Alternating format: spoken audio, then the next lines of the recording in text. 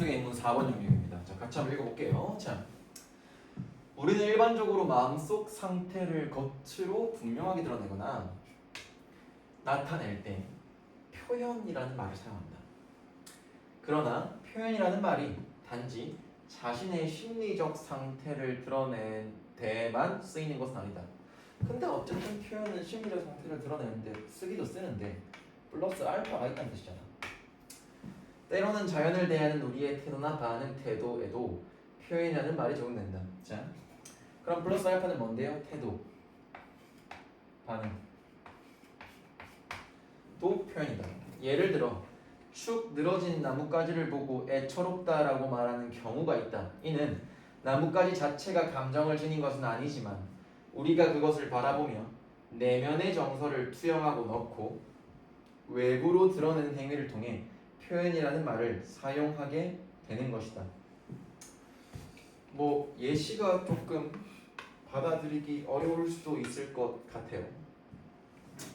나뭇가지한테 애처롭다라고 얘기하는 것은 나뭇가지가 감정을 지닌 것은 아니죠. 물론 식물이니까 아닌데 우리가 나뭇가지를 바라보면서 우리 안에 있는 정서를 투영하고 외부로 드러나 표현을 통해 표현이라는 말을 사용하게 되는 것이다.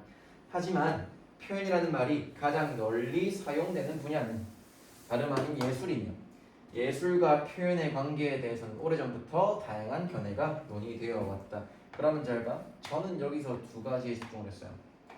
오래전부터 논의되어 왔다면은 어떻게 변화되어 왔는지를 확인할 수도 있을 거고, 다양한 견해가 있다라고 하는 것은 동일선상에 있는 다른 사례들을 구체적으로 표현할 수도 있겠지.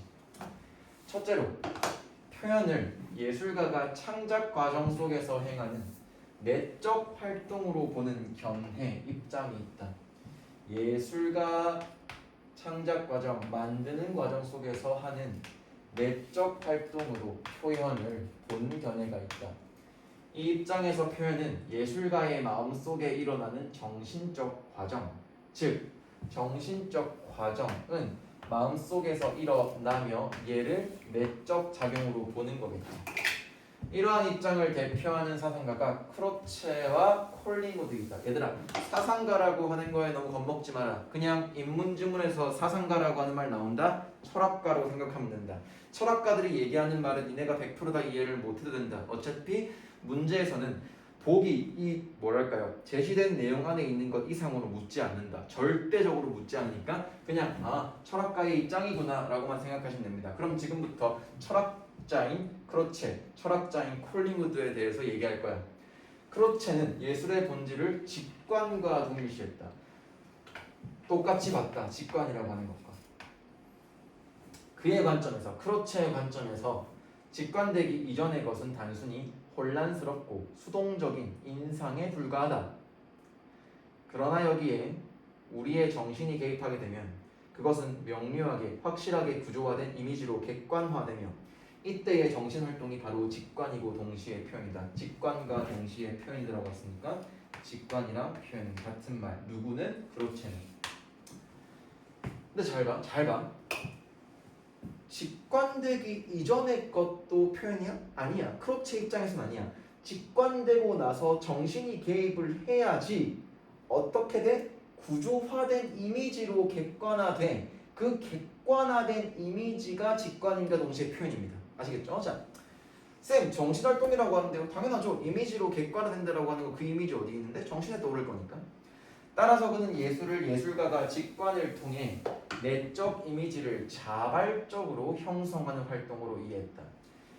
예술가가 직관을 통해 객관화되고 정신활동이 직관이고 표현이 됐다라고 했으니까 내적 이미지, 우리 정신 속에 떠오르는 내적 이미지를 자발적으로 형성하는 활동으로 뭘 이해한 겁니까? 예술을 이해했어. 그럼 잘 봐.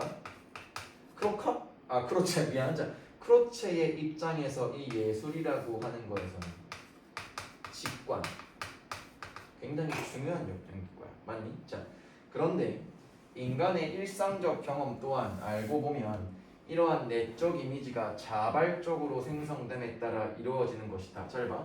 인간의 일상적 경험도 크로체의 입장에서는 뭐로 보는 겁니까? 예술이라고 보는 거겠지. 아니면 그거랑 똑같은 원리다라고 보시는 겁니다.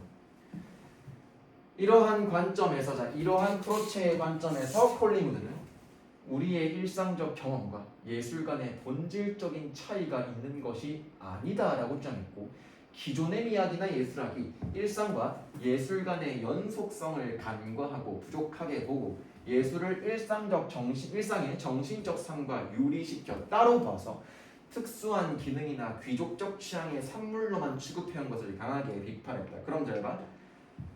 콜링우드는 기존의 예술에 대해서 반대하는 입장일 거야. 왜? 애초에 일상과 예술을 별개로 봤다는 게 기존의 입장일 건데 그게 큰 차이가 있는 게 아니다. 본질적인 건 똑같다. 야, 예술이라고 하는 걸 일상의 정신적 삶과 유리시켜 따로 본다는 것 자체를 강하게 비판한 거야. 물론 예술가는 일반인이 쉽게 도달할 수 없는 풍부하고 복잡한 직관 능력을 지니지만 표현이 만들어지는 방식 자체는 본질적으로 동일하다. 표현이라고 하는 거 아까 뭐였죠? 직관이라고 얘기했었고, 그 표현이라고 하는 것도 뭐였죠? 뭐랑 동일시된다고 얘기했었는데, 뭐 어쨌든 자, 방식 자체는 본질적으로 동일하다는 것이 그의 입장이었다. 그럼 잘 봐. 콜링우드와 크로체의 입장은 같습니다. 어찌 보면 크로체의 입장을 갖고 콜링우드는 그거를 계승해가지고 좀 더 예술계로 완전히 팍 터트려가지고 비판한 거야. 기존 예술을 비판한 건 콜링우드인 거야. 하지만 근간, 콜링우드의 입장의 근간은 어디에 있는 거니? 크로체한테 있다는 겁니다. 이처럼 크로체와 콜링우드는 표현을 인간 내부의 과정으로 이해했다. 따라서 예술은 예술가가 직관을 얻는 순간 그의 내면에만 존재한다고 여겼다. 예술은 예술가가 직관을 얻는 순간 그의 내면에만 존재한다. 특히 크로체는 그림, 조각, 음악과 같은 물리적 매체로 제작된 작품을 표현 그 자체로 보지 않았다. 왜? 그것은 단지 예술가의 내적 직관을 기억하고 타인에게 전달하기 위해 외적으로 구현된 수단, 같은 말로 도구일 뿐이다.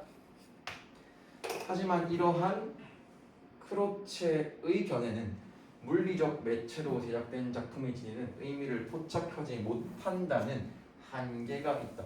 그럴 것 같으면 과연 무엇이 예술인가? 라고 하는 어떻게 보면 근본적인 원초적인 질문에 조금 이제 의문에 조금 도달할 수 있지 않겠어? 둘째로 표현을 예술가가 작품을 통해 자신의 감정을 감상자에게 전달하는 행위로 보는 견해가 있다.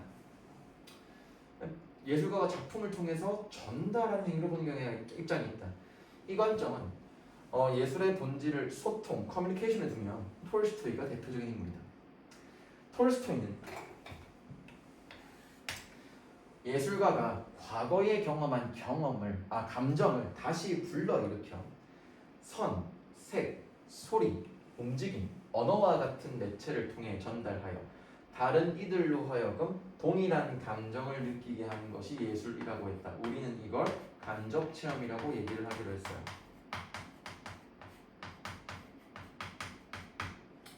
이 입장에서 볼 때 예술은 예술가와 관객이 감정을 뭐한대요? 공유하는 과정입니다. 예술가는 자신의 감정을 섬세하고 주도 면밀하게 표현해야 합니다. 관객은 이를 받아들여 동일한 심리적 경험을 해야 한다.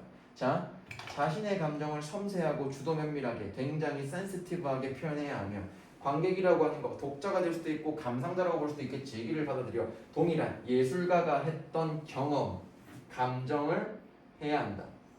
그러나 이 견해에는 두 가지 의문이 따른다. 첫째, 예술가가 마음속으로 느낀 감정과 관객에게 환기된 강조된 감정이 또는 간접 체험을 한 감정이 실제로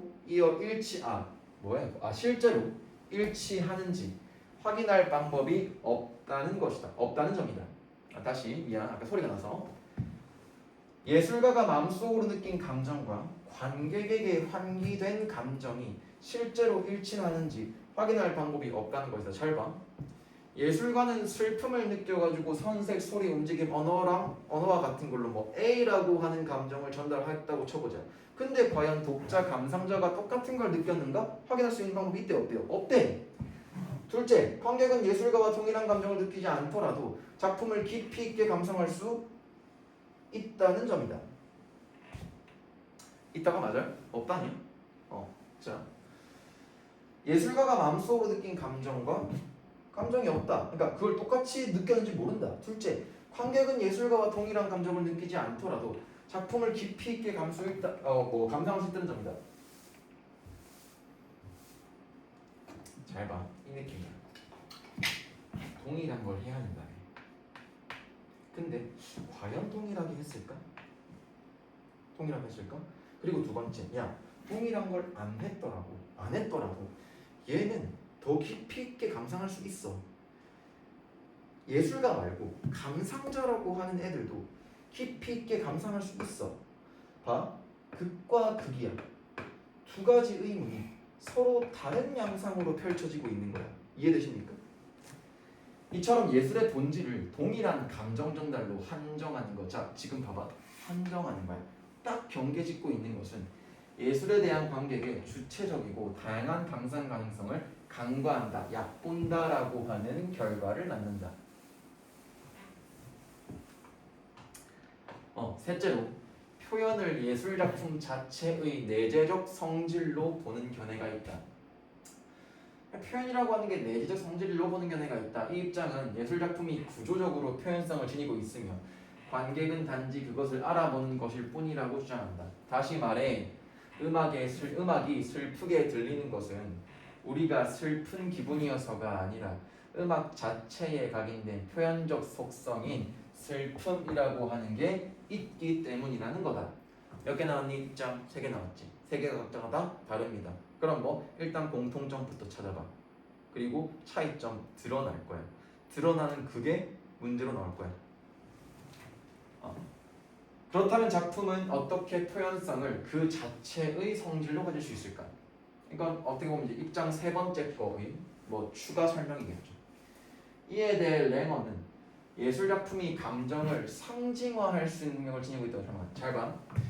이 글이 유독 읽기 조금 어려웠을 수도 있어. 그게 뭐냐면, 자, 처음에 예술 얘기했다가 입장 3개로 나눠, 그리고 맨 마지막에 했던 거에 좀 더 추가가 되고 있는데, 그 추가되고 있는데 그 예술이 가지는 어떤 특징이라고 할까요? 특질이라고 할까요? 그게 계속 넣고 있어. 그러니까 세부적으로 계속 들어가고 있어. 얘들아, 그거 너무 깊이 있게 생각 안 하셔도 됩니다. 문제에서 물어보잖아. 다시 돌아와. 근데 지금 내가 해야 될 건 뭔가요? 그냥 이 부분이 요 내용이었구나라고 하는 거 머릿속에 그냥 이해만 시키세요. 각인만 시키자. 자, 그는 어떤 대상이 표현적인 것이 되는 것은 그것이 인간의 감정을 드러내는 정서와 행위에 조응하는 어울리는 형식을 지니기 때문이라고 주장했다. 자, 어떻게 표현성을 예술이 가질 수 있냐? 그 이유는 예술은 이게 있거든요. 그는 대상이 표현적이 되는 것은 그것이 인간의 감정을 드러내는 정서와 행위에 조응하는 어울리는 형식을 지니고 있다. 그럼 그 형식이라고 하는 건 예술이 지닌 형식이야. 그래서 그게 가능하다고 본 거야. 즉 예술이 상징화하는 것은 감정 그 자체가 아니라 감정의 시간적 흐름에서 나타나는 육체적 변화의 패턴이라는 것이다. 입장이 완전히 달라지고 있어 지금. 자, 예를 들어 기쁨은 가슴의 두근거림과 에너지의 상승으로, 슬픔은 울컥하는 긴장 뒤 점차 힘이 빠지며 가라앉는 흐름으로 드러난다. 육체적 변화죠. 음악은 이러한 감정의 과정을 닮은 형식을 띠고 있다. 따라서 즐거운 음악은 단순히 즐겁다는 감정을 직접 전달하는 게 아니라 즐거움이 생겨나고 확산되며 사라지는 과정을 리듬과 손율, 강약의 변화로 표현하는 것이다. 그 육체적 변화를 갖고 온다라고 하는 것이 예술에 대한 견해입니다. 그러나 인간의 감정은 단순한 생리적 변화로 환원되기, 바뀌기 어려운 복잡성이라고 하는 걸 지니기 때문에 랭어의 주장에는 한계가 따른다는 비판도 있다. 그러니까 모든 철학가들에게는 비판이 다 있어요. 비판이 다 있는데 그 비판이라고 하는 게 과연 큰가 작은가라고 생각하시면 됩니다. 한편 피터 키비 등의 인물이 있는 유사성 이론 진영이라고 하는 표현을 써서 진영은 다른 쪽이라고 생각을 하시면 되고, 랭어와는 다른 노선에서 예술작품의 표현적을 설명하는. 잘 봐.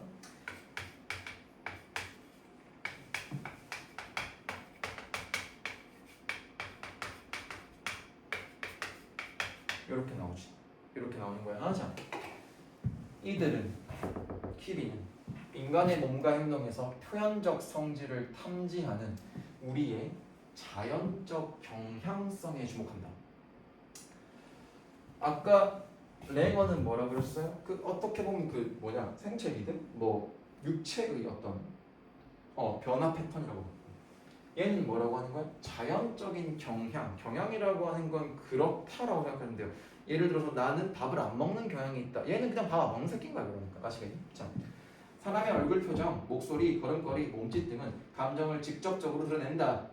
슬픈 표정이나 축 처진 자세, 울먹이는 목소리를 보거나 들으면 우리는 곧장 그 사람이 슬프다는 사실을 알 수 있다. 이것처럼 마음의 상태와 행위, 육체적인 어떤 모션 사이에는 개념적인 연관성이 존재한다. 따라서 슬픔이라는 감정은 슬픔을 드러내는 행위를 통해 표현된다. 그럼 잘 봐. 뭐가 설명이 안 돼? 반어법. 숨기는 게 설명이 안 되겠지.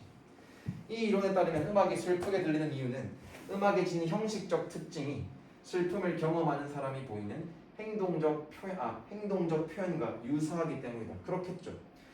이 음악이 왜 슬퍼? 음악이 지닌 형식적인 게 이 슬픔, 내가 지금 슬픔을 느끼고 있는데 내가 지금 슬퍼가지고 조금 이제 이렇게 있거나 아니면 좀 눈물 뚝뚝 흘리고 있고 조금 위축되어 있는 것과 유사하다라고 보는 겁니다.